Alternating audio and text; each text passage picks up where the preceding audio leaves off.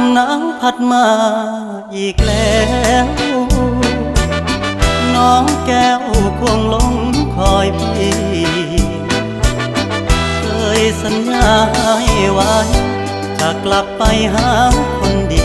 โอ้น้องพี่คงจะกลัวลมหนาวพัดมาอีกคนหนาวกระมนหัวใจปวด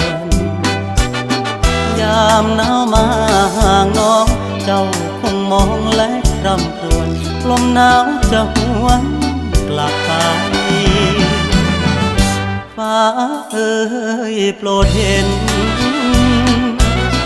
ฟ้าโปรดเป็นพยานให้ความรักยังไม่คลอนนิรันดร